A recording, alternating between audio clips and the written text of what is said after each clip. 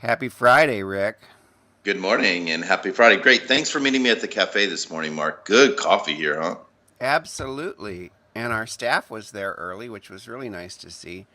Um, oh, I forgot what I was going to say. Oh, yeah, I'm off today, which makes. Is that you? Is that your little Something bzzz? It's I okay. can't I can't help it, but it happens. If people want me, No, Mark, no, but the way to solve that, although then it would ring, is that like I don't really, I seldom have my phone on vibrate because I hate that little bzzz. It just like, it's like a little electric shock. I don't like it. I like that look. So I turn it on really, really low, and I love the sounds that my new LG3 Oh my TV. gosh. Are they paying you to promote this phone? Because They every show should, so far you talk about it. they should pay me. Speaking of promotion, I want to get these two things out of the way before we get on to low T and our president, who's a perfect example of that. Um, Today is my 1 year wedding anniversary. Frank and I got Yay. yay woo.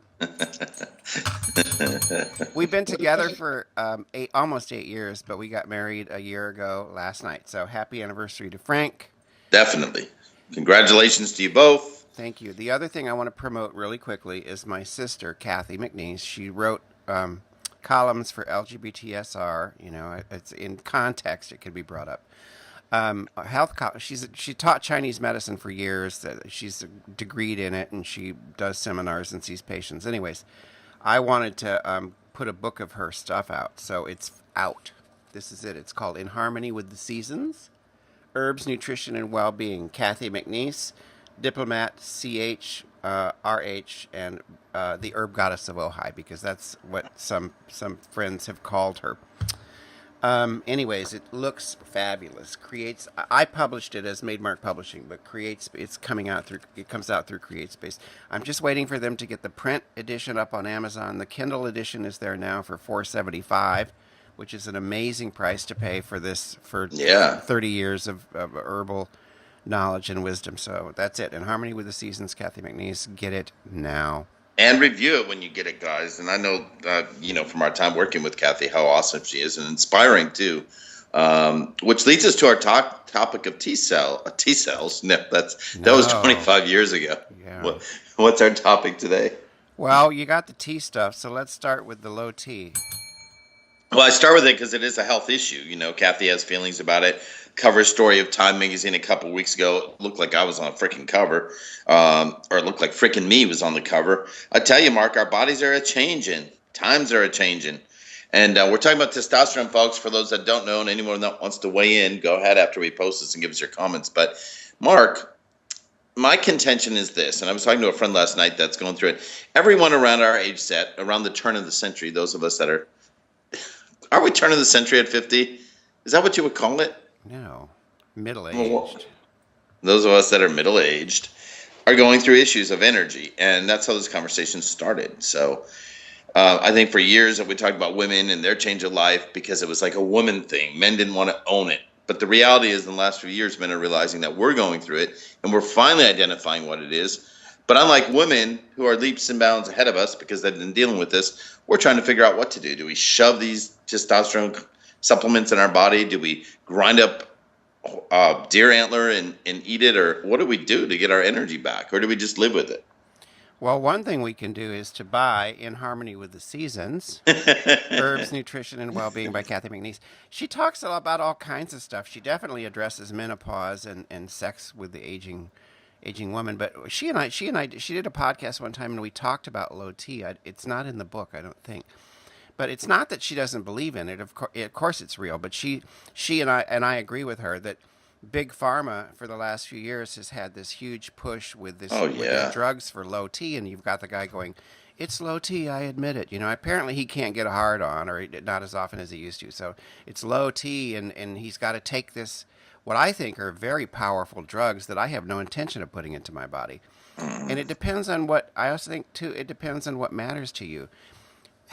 Being able to sexually perform is not very high on my list anymore. I'm just being honest about it. It's not an issue. I mean, once in a while, I'm like, I would, whatever. But it's not something that bothers me to the point that I'm going to take a drug, a really toxic drug, and put it into my body, or a hormone, or testosterone. I'm not going to do that. Other men do that. I think But anyways, Kathy had said a lot of times it's not low T. It's other you know, chemicals in your body and other hormones that you can address in other ways. But men tend to think, especially because we're being conditioned to think this now, that if I'm low energy and my low sex Good drive, point. Yeah. it's testosterone. It's not always testosterone. Well, that's right. And, to take focus off of it, you're right, because I've been talking about this a few days, starting with our conversation the other morning and continuing with my dear friend Mary Toma, who we've interviewed in the past before as well, that it's just a change in our life, and it's a change of where we're headed. And we still have, I realized that when I was in Wisconsin this week, I wasn't super happy every day. I wasn't depressed, nor was I unhappy. I just wasn't happy. And I identified it toward the end of the trip. And I said, you know what? I had the big 5-0 coming up just around the corner. Those are only numbers. Yes, but they're more than just, you can say they're only numbers, but they reflect something. They reflect a half of our life, pretty much, and for those of us that are going to have good, healthy lives, we still got 50 years left to go. So I think a lot of it is a general thing that you, Mark, in full disclosure, are going through as well. And I know you don't care if I share it, but we're trying to figure out what's of value to us in the next 50 years. We're trying to find out what's of value to us that, we've accomplished things that may not be of interest to us anymore. And we think, oh, I'm going to continue being a CASA volunteer. Well, I decided yesterday morning, you know what? I don't want to be a CASA volunteer anymore. I loved it. It had a place in my life. And I just got to figure that out. Yeah, you're on it. I know. Well, and you missed my bug eyes when you said the next 50 years. I thought, Jesus, how old do you think you're going to live? How long? I'm German, dude. I'm living a long time. I'm 55, man. I don't really want to be 105. I want you to be 110 at least. Unless it's just my head. Like they figure out how to just preserve my head. Well, it may be, but the point is, I gotta have my head so I can read the Huffington Post every day. Oh, I'm sure really, Mark? By the way, I've got, just off the track 1 second, I have another friend that I had coffee with last night. I haven't seen him in years. He loves the HuffPost. He reads it every day. Well, he and I need to be friends, I guess. Yeah. But it's just easy reading. But anyway, the point is, that's all it is. We just need to, I think it's just a natural thing. It's a natural change. We don't have to identify it as something bigger than it really is. There are changes in our body. Read the book, read the book, read the book, read the book.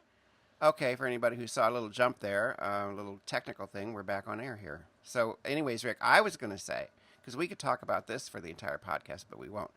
You're right. One thing I don't like is denial about my age. There's these people who will say, you're only as old as you feel. There's a lot of that crap out there. I don't personally like it because honestly, I'm as old as my bones. My bones are 55 years old. That's how old I am. I'm not going to pretend that I'm 40 or try to like imagine that I feel like I'm 35. I hate that shit.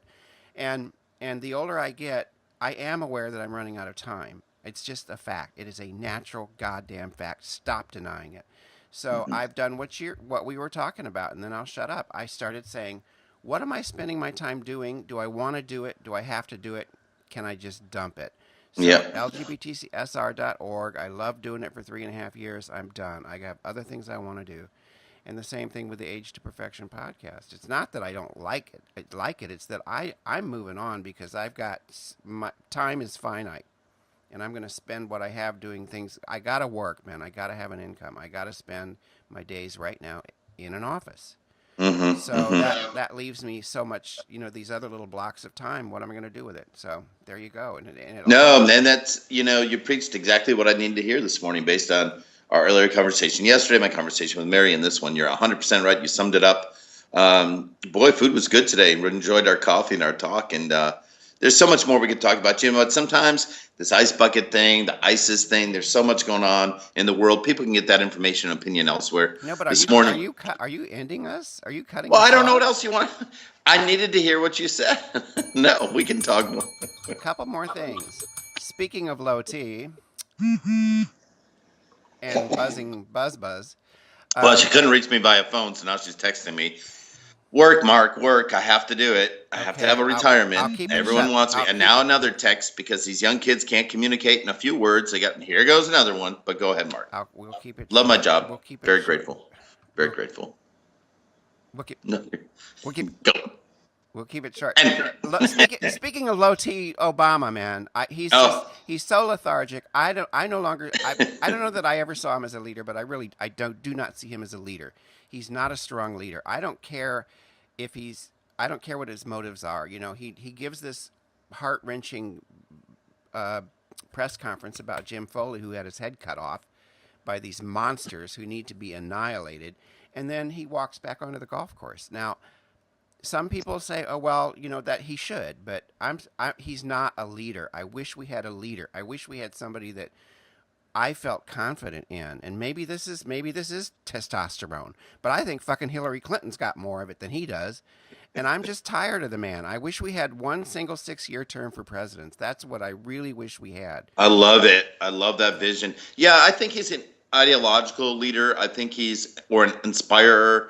I think he's made a lot of us think about things in different ways, but man, when it comes to this issue, not good. I had a big debate with a friend yesterday, and every time I debate someone and want to defend, I can't. I just can't, because something does need to be done. I agree, and no, I'm with you 100%. So, he's accomplished some really great things, and that's fine. But I feel like he doesn't care anymore. Like he's run. I said this to you in a text yesterday. Bzzz, that he's. That's what they do. I know how they sound. That he's running out the clock. I don't like sports analogies, but he's running out the clock. That's how I think feel. so. He's got 2.5 years left, and he's cruising, man. Yeah, I don't know, unless there's a bigger picture as it relates to the particular issue we're talking about. Not his low energy or low desire, but as it relates to the ISIS situation. Unless there's something going on, but it just doesn't feel like it. Very interesting. But yeah, he just turned 50, didn't he? Or he had a birthday the other day. He may have. He did a couple weeks ago. So yeah, I think so. And it's interesting because when it's the opposing party, if it was Bush on a golf course, it's always the freaking golfing that makes people trip people up. Did you ever notice that? It's like, oh, and then he's off to Martha's Vineyard and he's golfing. Oh, that damn President Bush, all he cares about is golfing. And that's what I used to say, but I feel the same way about this. So I think golf is seen by many Americans as an elitist leisure activity. That's true. Leisure sport. And get the hell off the golf course, Obama. Oh my God, I have the right to say that. David Cameron, the Prime Minister of Britain, England, he ended his vacation when this guy got his head cut off. He went back to Downing Street. Wow. And whether he needed to do that or not, it's the appearance that's important. I agree. If you want, so back to my point, you're right. If you want to be an ideological leader and you want to be an inspirer, then you got to take action. Yeah, Hillary, 2016. Absolutely. Baby. So I know you got texts coming in. You're a busy, super busy guy. And so what happens when we meet on a weekday at the cafe? On the weekend, I've got leisure. I've got elitism. I could just sit back all day and enjoy my coffee. And you're low energy, but I hope I brought it up. You did. You did. You inspired me with your ideology. And buy the book, everyone. Buy the book, and next week. We will be on Saturday. I'll be out at the house. Our friends Jerry and Sean, who were at our little tiny, very small wedding ceremony a year ago, coming out to the house for Labor Day weekend. So I'll be chatting from the back porch once more.